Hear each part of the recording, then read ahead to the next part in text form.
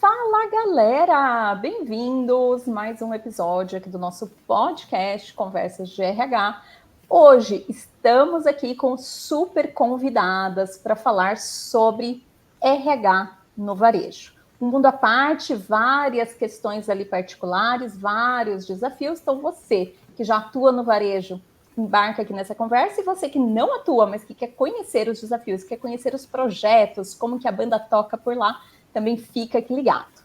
Eu sou a Lilian Sanches, consultora aqui na Intentos, e estou aqui com a Débora, do Grupo Profarma, e a Daniele, que é das lojas 100. Meninas, apresentem-se aqui para quem nos ouve, para quem nos assiste. Débora, fala um pouquinho de você.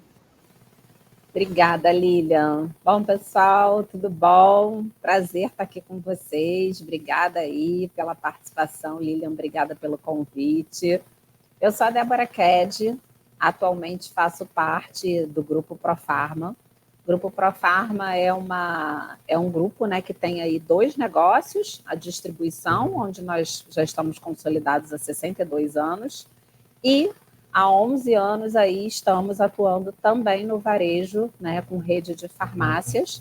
Nós temos marcas próprias, uma atuação forte no Rio de Janeiro e no centro-oeste do Brasil. Mas antes disso, comecei a minha carreira aí no varejo, na Ambev. Todos vocês devem conhecer, né? Skol, Brahma, Antártica. Acho que ninguém passou ileso por isso. Então, minha carreira começou lá atrás, né? Foram 12 anos de Ambev, muito focado, né, em CD, em centros de distribuição, atuando com força de vendas. Meus desafios começaram lá atrás no varejo.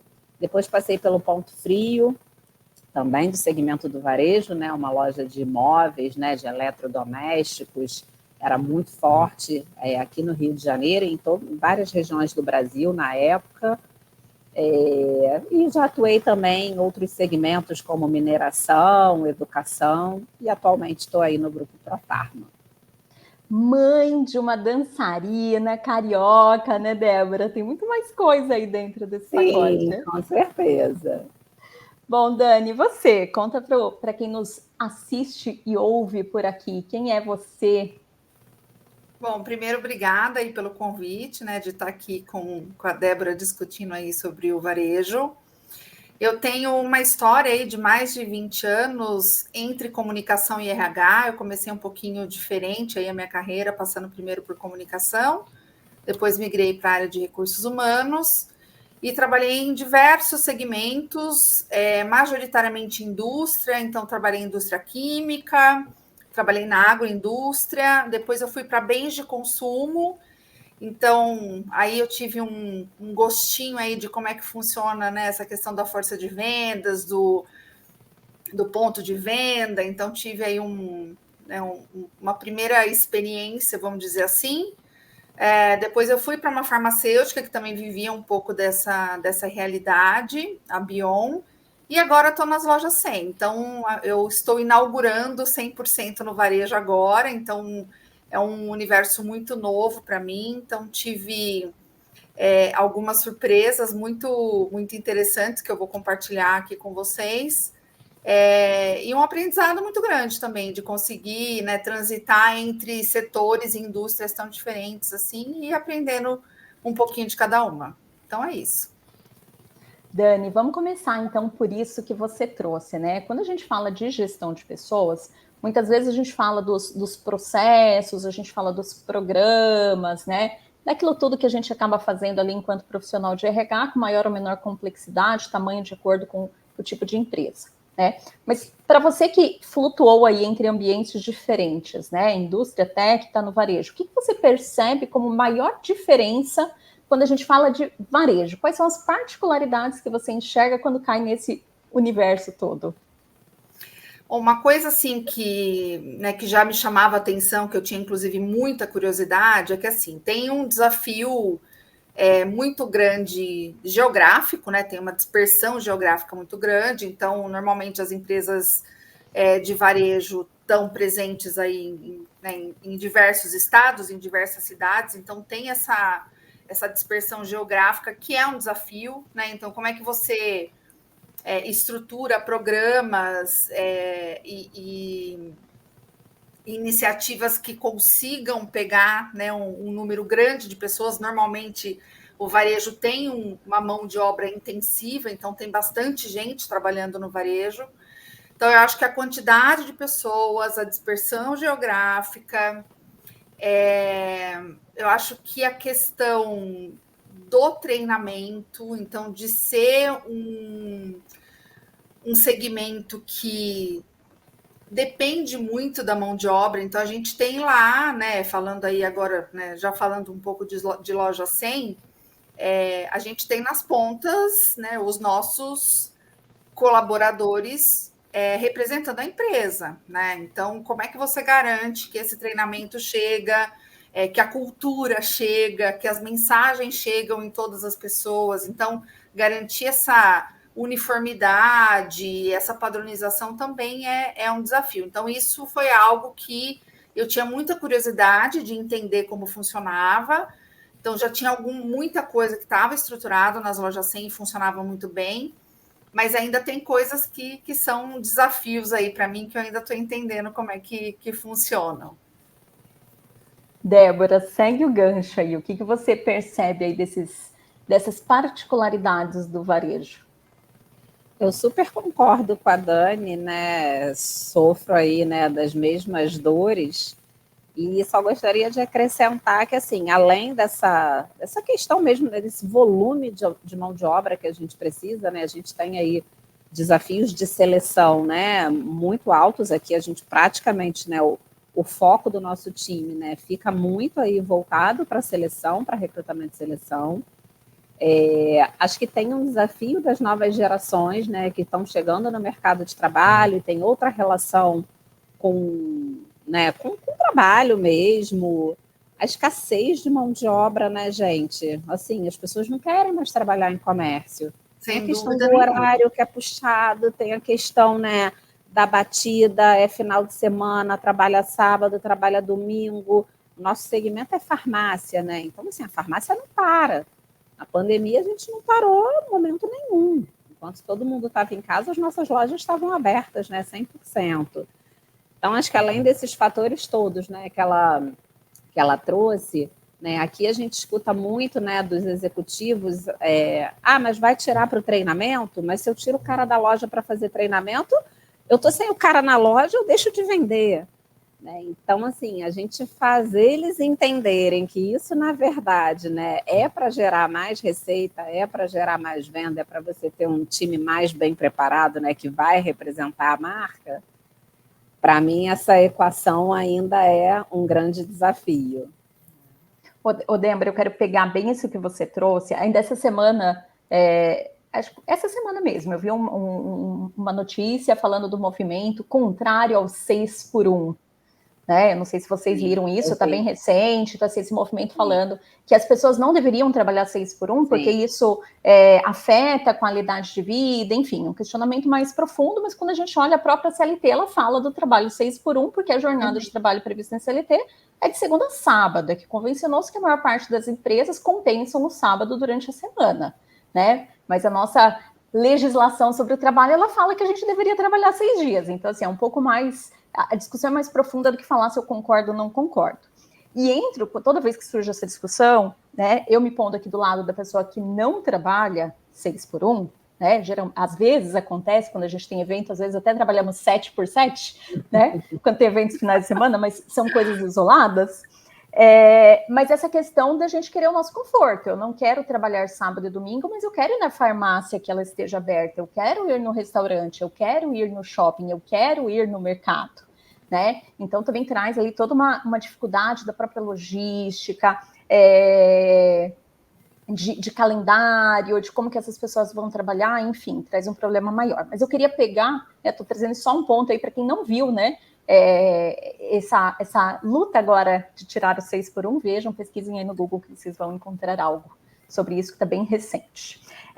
Mas a questão de qualificação, porque quando a gente fala, né, de varejo, a gente tinha até pouco tempo atrás um caminho muito claro para as pessoas. Vou começar a trabalhar.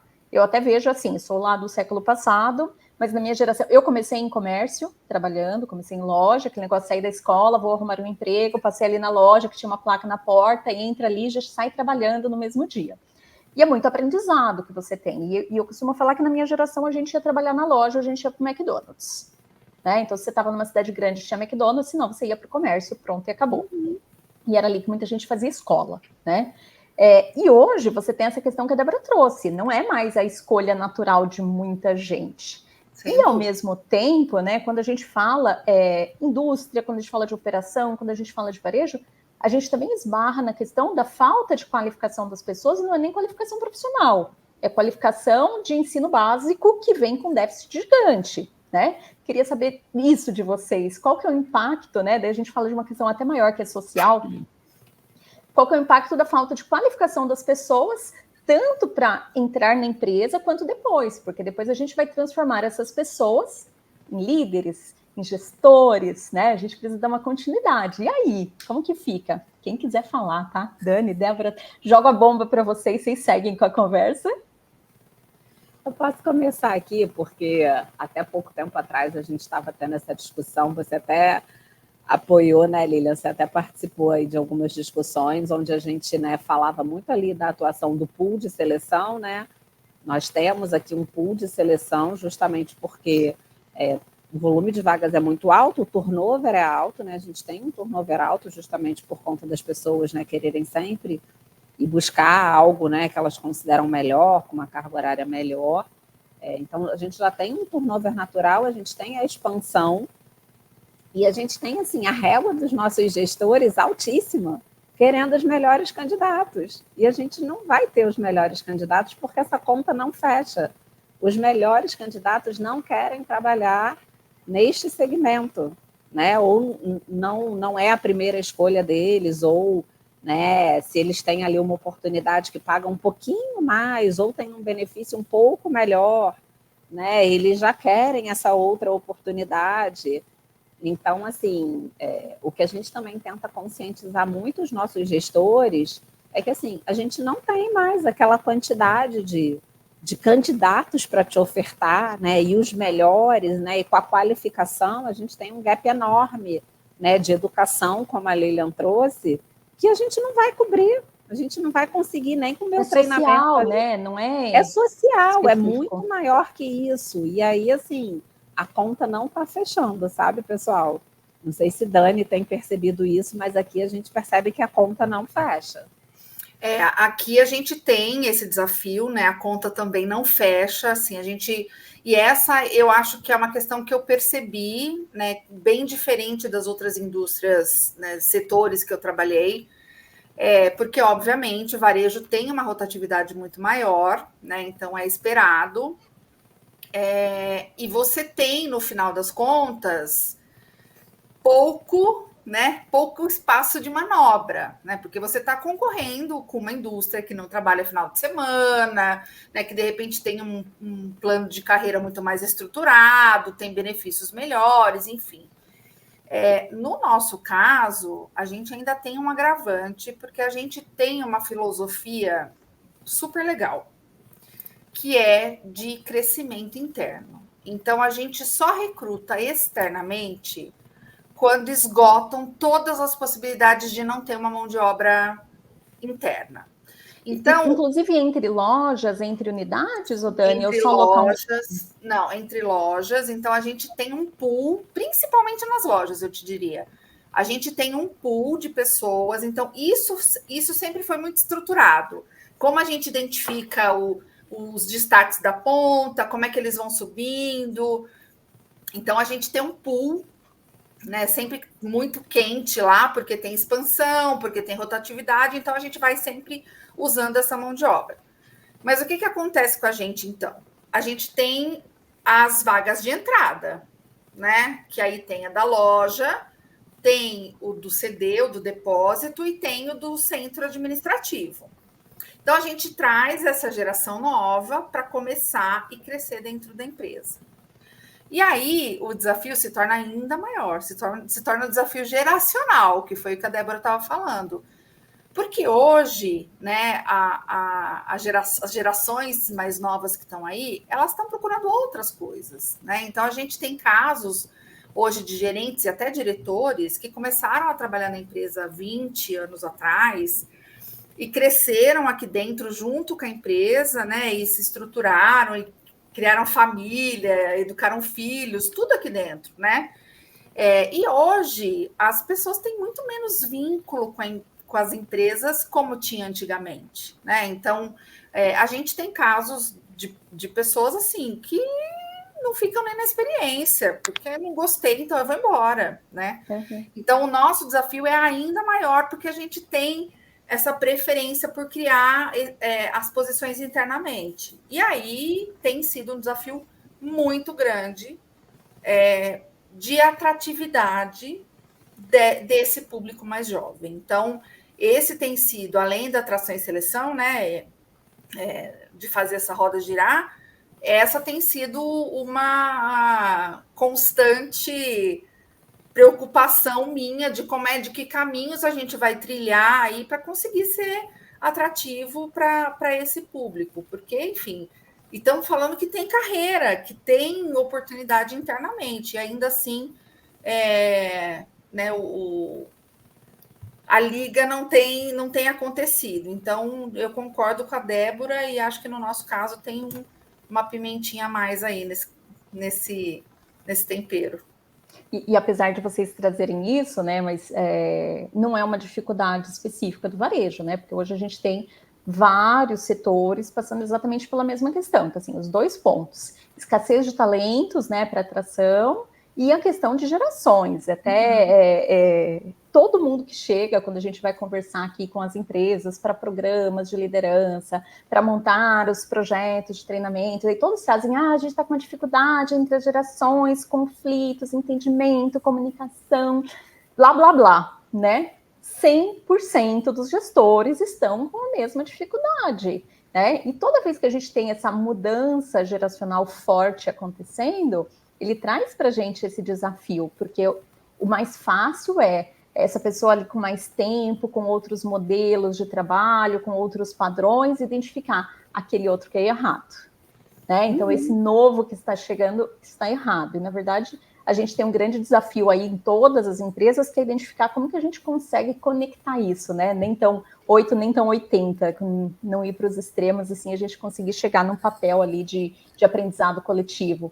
Acho que é um grande desafio para todas as empresas. Tem um podcast nosso também sobre essa questão da escassez de talentos. Hoje a gente fala muito nisso. Você tem pessoas extremamente qualificadas disputadas pelo mercado e você tem as pessoas sem qualificação com dificuldade de entrada. Então, assim, é um jogo ali, né, onde a gente precisa realmente as empresas reverem o que pedem, as suas competências, as suas qualificações, mas as pessoas também correrem atrás, não esperar do governo, que muitas vezes ele não está interessado, né, em trazer essa qualificação.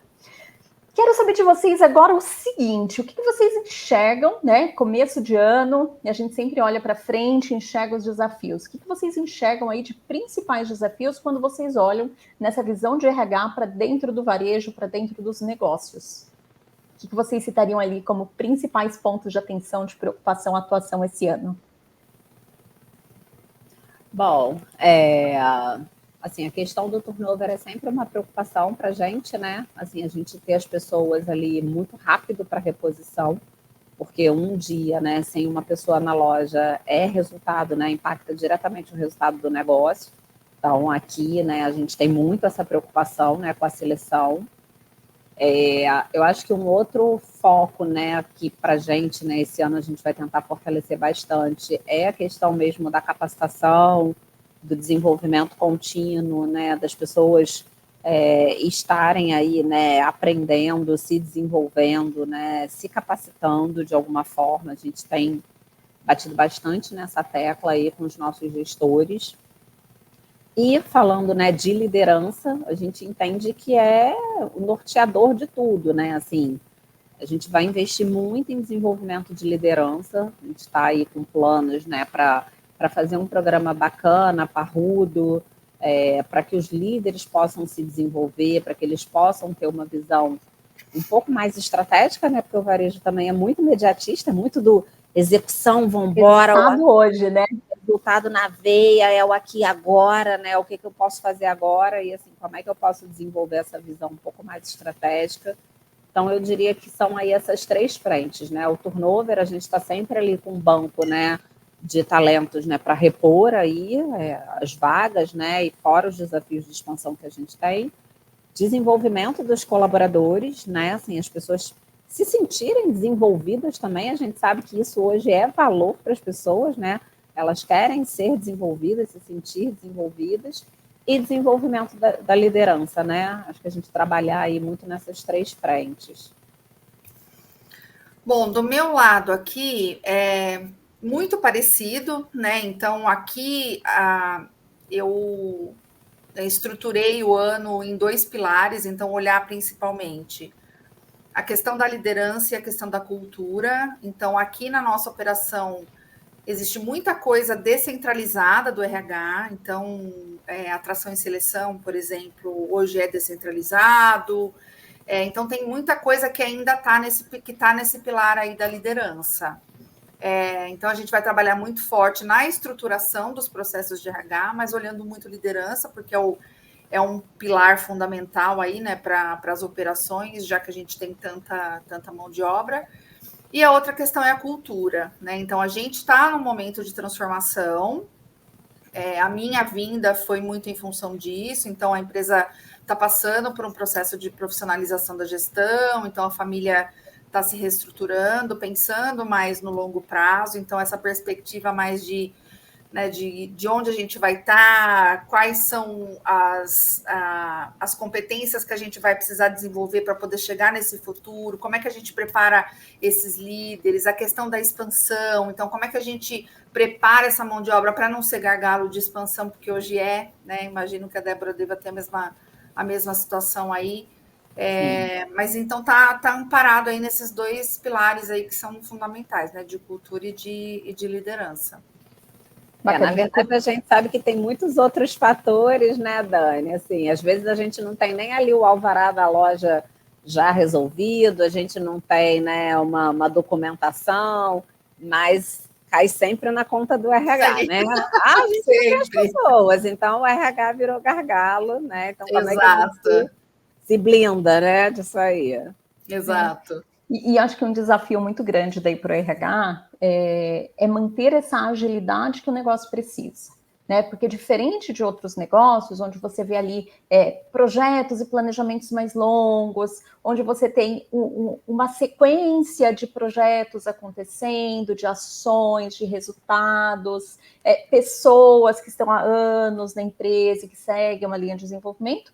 O varejo, ela traz essa rapidez, essa pressa, né? Esse acontecimento, cada dia muda tudo. Então, assim, qualquer acontecimento externo traz impacto no interno. Então, por exemplo, estamos numa época agora de chuva. Choveu, né? Alagou, o funcionário não chega para trabalhar, a loja fechou, as coisas acontecem, assim, tudo acaba impactando. Diretamente, né? Diretamente. E a tomada de decisão do RH também precisa ser nessa mesma velocidade, né? E até às vezes, Lilian, não só a tomada de decisão, desculpa te cortar, mas a flexibilidade assim, gente, vamos mudar a rota. Aquilo que a gente tinha planejado, esquece, já não faz mais sentido. Ô, Débora, exatamente isso que eu queria pegar com vocês, a questão da flexibilidade, né? Porque, assim, a gente precisa planejar, mas a gente precisa mudar o tempo inteiro. E eu queria entender daí de vocês no dia a dia como que tem sido isso para não virar bagunça, né? Esse é o ponto, porque senão muitas vezes as áreas pares, as áreas demandantes entendem que elas podem pôr a pressão e elas saem, né, colocando pressão de qualquer jeito, porque sabe que você vai ter que cuspir resultado ali na frente. Como que vocês lidam com essa bagunça toda para não deixar bagunçar o interno de vocês das áreas? Quer começar, Dani? Bom, vou me arriscar aqui. Sou nova, né, nessa realidade nova aí de varejo, mas eu percebo que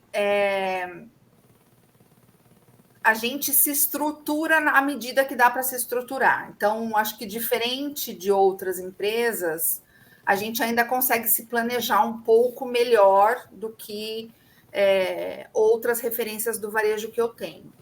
mas mesmo assim, né, a gente vende além do esperado, ou vende abaixo do esperado, enfim, tem todas essas volatilidades aí, essas variáveis que a gente não tá esperando.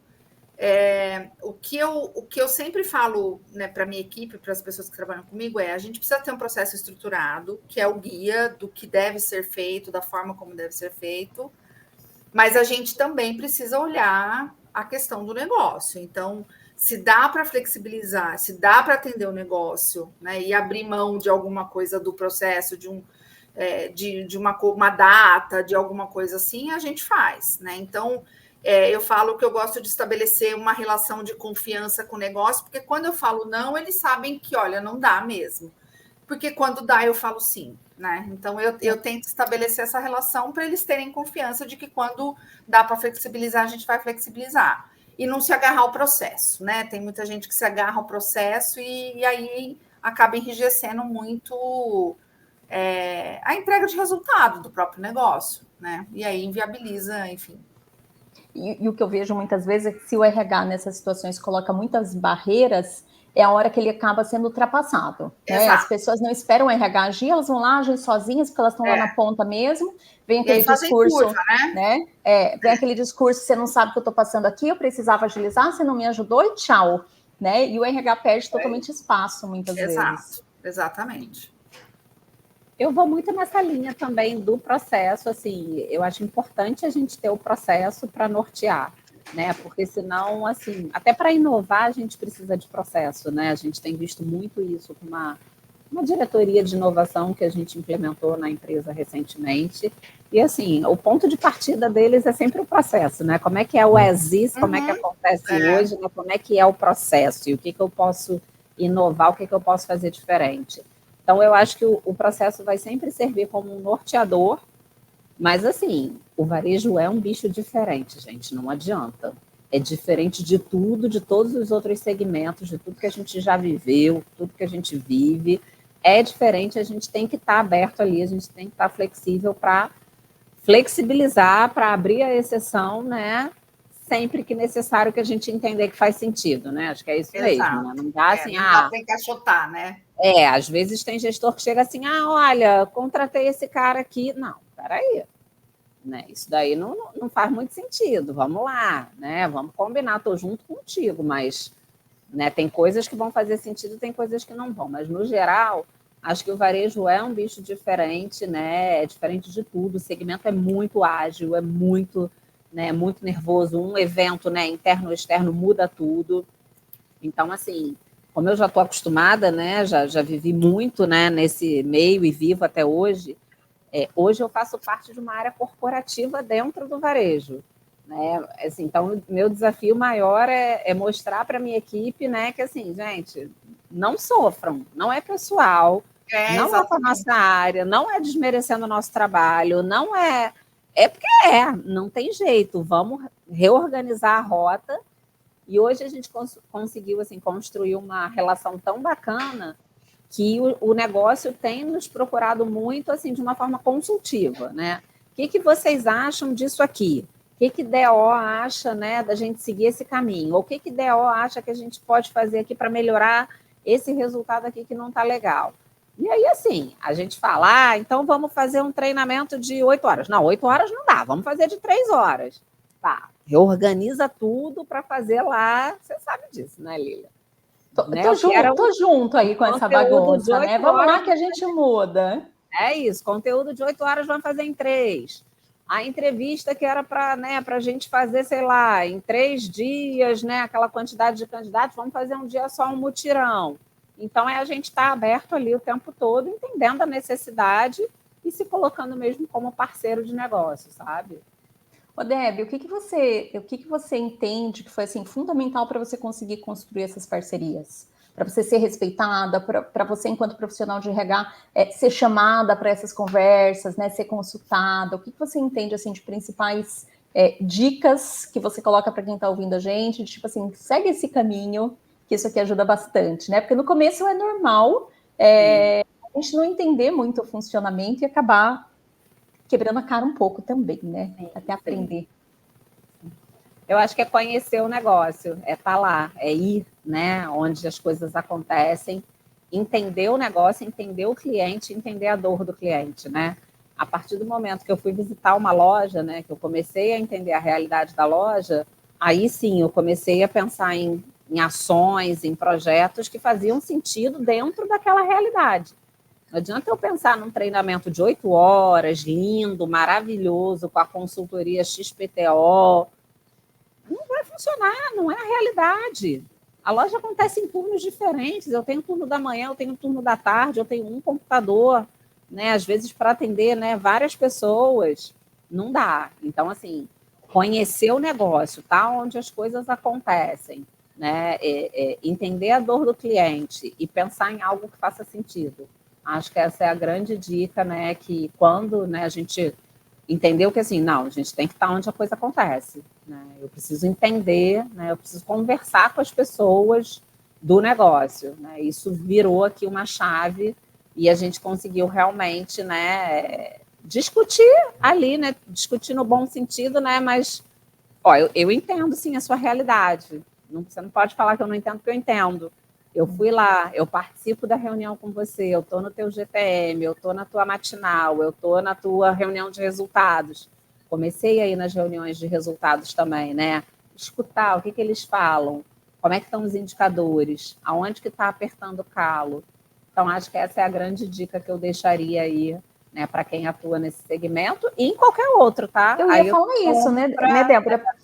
Para qualquer segmento, eu trabalhei muitos anos em construtora, né, em grande construtora, e a gente até tinha lá a frase que a gente falava, corporativo tem que pisar barro, né, que era exatamente isso, tipo, vem aqui na obra, né, coloca a botina, vem ver qual que é a experiência, o que está sendo vivenciado, como que as coisas tocam, qual que é a pegada, para depois trazer ideias e sugestões para ver se vai encaixar. Porque é muito fácil, né? Nessa época até o pessoal falava assim, é muito fácil o povo do ar-condicionado mandar para a gente o que quer que aconteça. E era exatamente essa fala, ela mostrava essa falta de empatia. Uhum. Então, assim, vem algo que não faz sentido para a gente, ou que não é possível de ser executado por nós. Então, como que vai criar conexão? Né? Então, assim, e isso é uma das coisas que eu repito para qualquer nível de RH, né? Então, assim, é muito do meu discurso, do que eu coloco em postagens, em artigos, em aulas, em tudo. RH tem que falar com o negócio. RH tem que conhecer negócio. RH tem que sair daquele modelo antigo que eu conheço meus processos e meus subsistemas e vivo disso. Né? O RH está ali como back-office, servindo o negócio, trazendo as pessoas, capital humano, né? Para atender o negócio. E, claro, como contrapartida, tratar muito bem essas pessoas para que elas queiram ficar. Eu ia até pontuar, quando vocês falaram ali dos desafios, muito em linha com o que a Gartner trouxe, tendências para esse ano de RH. E ela traz aqui a questão de desenvolvimento de liderança, ela até cita, né, no começo desse relatório, ele fala assim, não tem nada de novo sob o sol. Né? Exatamente. E realmente, novo, assim, a liderança no centro, né? Exato. Então, assim, primeiro ponto sempre, desenvolvimento de liderança. Por quê? Porque você precisa ter lideranças prontas para lidar com esse cenário todo de complexidade, de mudança, né? Cultura, mudanças que acontecem. Então, ela traz isso. Retenção e engajamento. Né? Porque abriram-se 1000 possibilidades para as pessoas de modelos de trabalho, de tipo de trabalho, de funções novas, né? De modelos de contratação. E muita gente se questionando, quero seguir trabalhando numa grande empresa, quero fazer algo paralelo, quero trabalhar com outro lugar do mundo, quero até trabalhar, né? Então, assim, questionamentos mil, e assim, as empresas estão prontas para lidar com isso, né? E fazer com que a pessoa que chegue queira ficar, né? Então, assim, muito mais do que só atrair, é conseguir fazer com que as pessoas fiquem, com que as pessoas permaneçam. Então, assim, identificar o que faz sentido. E daí entra a geração, daí entra a bagunça toda, né? E o terceiro ponto, gestão da mudança. Uhum. Porque essa questão de mudar modelo de trabalho, mudar a hierarquia da empresa, mudar a forma de trabalho, trazer tecnologia, e daí, assim, toda mudança que acontece dentro do ambiente, né? E quando a gente olha para isso, e vocês trouxeram muito bem, não é uma coisa que se segrega para determinado tipo de ambiente ou de negócio, né? Todos os negócios estão com as mesmas dificuldades, estão com os mesmos desafios. Claro que daí entra a particularidade de cada um, né? O dia a dia ali, como que a coisa toca. E vocês trazem também uma característica bem parecida das empresas, apesar de as duas, né, diferentes atuações, mas a questão de serem empresas familiares, né? Sim. Que também é um desafio você ter ali a visão de dono dentro da empresa, né? Também traz uma particularidade ali no desafio do RH no dia a dia. Traz um dinamismo ainda maior, né? Porque o dono está ali, né? Ele está no dia a dia, ele vê alguma coisa, ele tem uma ideia, ele já te traz, né? Já quer ali que você execute, que você implemente, né? Então, acho que o desafio é ainda maior, né? E nesse caso de estabelecer a conexão, muito mais, né? Porque quando você está numa empresa multinacional que desenha os processos globalmente, você tem que desdobrar, você tem por trás, né, uma diretriz global que te ampara, que te, né? Agora, normalmente o próprio CEO tem uma visão estrategicíssima, assim, visão do cargo. E o dono tem a visão do corredor quando ele passa e conhece fulano e vê não sei o quê. Tem a visão do negócio, né? Entendeu? Do que funciona e do que não funciona. Então, o desafio de estabelecer a conexão é muito maior, né? E aí, até pegando o gancho, adicionando aí o que a Débora falou, respeitar, eu acho que principalmente no caso de empresas familiares, respeitar o negócio, porque você tem mesmo que conhecer, porque você vai ser, inclusive vai ser testada por isso, né? Vão te testar se você de fato conhece. Se fez a lição de casa, né? Ou tá chegando aqui do zero. Exato. E a segunda coisa é respeitar a maturidade da empresa, né? Porque às vezes aquela coisa de se apegar ao processo e ao subsistema, você fala, nossa, eu vou implementar aqui a melhor avaliação de desempenho que existe. E a empresa não tem maturidade para isso, não está pronta.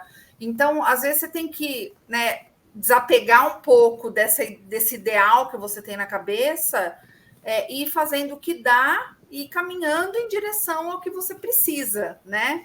Então, essa questão em empresas familiares, eu acho que é ainda mais desafiador. Nossa, achei perfeito isso que você trouxe, Dani. A gente fala isso aqui o tempo todo, né? Gente, o processo tá lindo, mas assim, a empresa está preparada para isso? Nossa liderança está preparada para isso? Às vezes até liderança mais executiva mesmo, sabe? Vamos começar um pouco menor, vamos dar 2 passos para trás, vamos começar aqui com um pilotinho. Então, faz muito sentido, né? A gente realmente respeitar o nível de maturidade que a empresa está. A gente tem feito muito esse exercício aqui também, né? Porque às vezes, assim, eu já tenho ali, né, a distribuição muito mais amadurecida, com 62 anos aí, né, de estrada, e algumas coisas já rodando, né, de uma forma mais fluida. E, assim, quero implementar isso no varejo, mas às vezes não é o momento. Ou vou implementar, mas vou implementar de uma forma um pouquinho mais conservadora, para depois eu ir, né, ganhando mais corpo, ganhando mais espaço.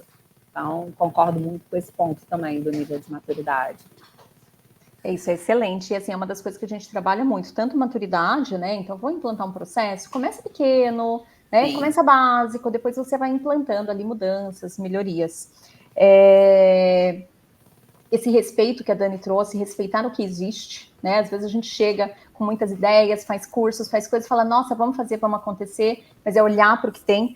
E queria pegar esse ponto de conseguir adaptar as coisas. A gente tem muito isso, né? Como a gente tem alunos, nós temos grupos, nós temos, né, aulas, e muitas vezes a gente traz uma ferramenta, a gente traz um modelo, a gente traz um processo, e daí a gente vê as pessoas querendo pegar aquilo e exatamente levar para dentro da empresa, copia e cola, né? Do jeito que veio, colocar ali para tocar em outro ambiente.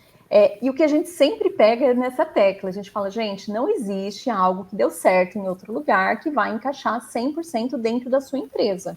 Então, você como profissional precisa saber pegar aquilo que você já fez, que você tem experiência, que o mercado está fazendo, né, que você aprendeu, uma ferramenta que existe, pegar isso e falar como que isso daqui vai se encaixar dentro do meu universo, dentro do meu ambiente, né? Não adianta querer pegar e falar 100%, funcionou no vizinho, vai funcionar para a gente, porque a gente é outra empresa, funciona de outra forma, com outras pessoas, com tudo diferente. Sim. Débora, o que você traz de experiência, ou algum case, ou alguma prática que você tenha aplicado, e que você fale assim, isso aqui foi uma coisa super legal, que funcionou muito bem, né, dentro desse ambiente de varejo, e para você deixar realmente como dica para quem está assistindo a gente, para quem está ouvindo a gente, de algo que funcionou e que você traga resultados. E aí? Olha, nós temos uma iniciativa, né? Não é mais um projeto, é uma iniciativa, né? Que está se tornando aí perene aqui, né? Na Rede Demil, né? Que é a nossa frente aí de varejo, que é o nosso método de atendimento, né? Então, em algum momento, nós entendemos que nós precisávamos ter um jeito de ser, né? Que nós precisávamos ter uma cara, né? Aí para os nossos clientes, né? Ou a pessoa que entra nas nossas lojas para fazer uma compra, e ela precisava ser atendida da mesma forma, independente da loja que ela entrasse. E em função desse turnover alto também, né? Que a gente falou, a gente precisa realmente ter um book, um guia, um manual que qualquer pessoa nova que chegue entenda qual é o nosso jeito de atender. Então, nós desenhamos aí, esse projeto não foi liderado por mim, né, mas é um projeto bem bacana aqui, né, da companhia. A gente desenhou o nosso método de atendimento, né, e aí a gente chamou aí o método CAB, né, que traz aí, né, uma série de comportamentos que a gente acredita, né, que a gente deve ter, né, sempre colocando o cliente no centro. E a gente desdobrou esse método, a gente passou aí 1 ano desdobrando esse método para todos os colaboradores do Brasil, né? Todos os colaboradores que fazem parte, né, que trabalham numa loja, todos eles foram treinados no método CAB, né? Então, a gente também formou um grande time de treinamento, né, de multiplicadores de treinamento. São mais ou menos 20 pessoas que viajam aí o Brasil inteiro para desdobrar esse nosso método, né, essa nossa forma de atendimento. A gente tem também aí uma frente online para que isso seja perene, sustentável, mas mais do que só o treinamento, esse multiplicador, ele vai na loja, ele acompanha, ele vê o cara atendendo, ele dá dica, ele faz ali um treinamento on the job, e aí isso foi um divisor de águas, né, a partir do momento que a gente fez, isso foi um divisor de águas aí, trouxe um norte para as pessoas, trouxe direcionamento e trouxe o nosso jeito de ser, né? Como é que a gente quer se relacionar com o nosso cliente final? E isso, assim, é bem bacana, a gente já consegue sentir, né, aí pelo nosso NPS, né, pelos comentários que a gente recebe também no nosso saque, né, aí pensando sempre em resultado de negócio, né? Como eu ia falar, eu ia citar isso, né, Débora? Mega case que você mostra ali, resultado apresentado para o negócio na cara. Sim, a gente vê, né, que assim, tem um jeito de ser, né? As pessoas agora entendem, né? Aquele cara que não tem a formação básica lá, que chega, né, com uma série de gaps, uma série de coisas aí que ele precisa aprender, ele tem, né, ali uma bíblia, né, um book, um guia, que ele pode entender como é que é o atendimento da Rede Demil, como é que ele deve se comportar dentro de uma loja, o que ele pode falar para o cliente, como é que ele deve abordar, como é que ele se posiciona, tudo isso, né, gente, assim, com muita metodologia por trás, com muito estudo, né, assim, com técnicas de vendas. Então, acho que esse é um divisor de águas aí, é bem bacana. Que legal.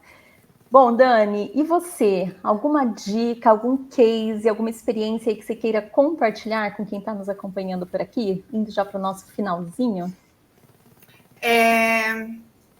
Eu acho que tem uma coisa que está muito ligada até ao que a Débora estava falando, né? Como eu falei, tem uma parte hoje nossa ligada à operação, né? E é muito interessante como a operação puxa, né? Então é aquela questão, tá diretamente ligado ao negócio, ao resultado do negócio, a operação puxa, né? Então a gente tem aí de anos, né, uma sistemática de avaliação e de promoção de pessoas internas, principalmente na loja, que é muito interessante. Então, eu acho que essa valorização do público interno, né, das pessoas, né, dos talentos que a gente tem internamente, é muito difícil de se ver, né? Então, nas indústrias, nos segmentos de uma forma geral, é difícil de ver.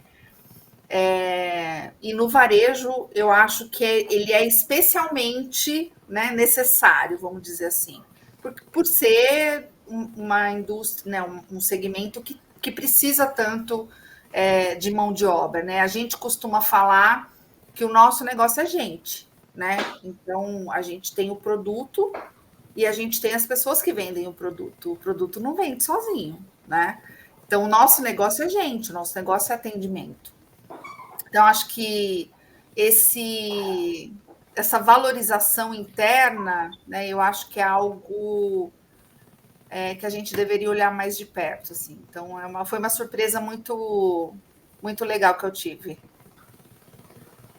Bom, gente, vamos chegando aqui no nosso finalzinho do nosso podcast. Espero que vocês que estejam aí nos acompanhando tenham gostado dessa conversa, saído daqui com bons insights. Vamos deixar aqui o link para o LinkedIn da Daniele, da Débora, conecte com ela por lá. As duas são super abertas e solistas, então se você ficou com alguma dúvida, alguma curiosidade, claro que aqui a gente não tem tempo de falar sobre tudo, né? Acionem elas ali no LinkedIn e continue essa conversa. Obrigada, Débora. Obrigada, Dani, pela abertura, pelo tempo de vocês, por partilhar um pouquinho do que vocês trazem aí dentro dessa área de RH. Eu que agradeço. Qualquer coisa, contem com a gente. Obrigada, gente. Até a próxima.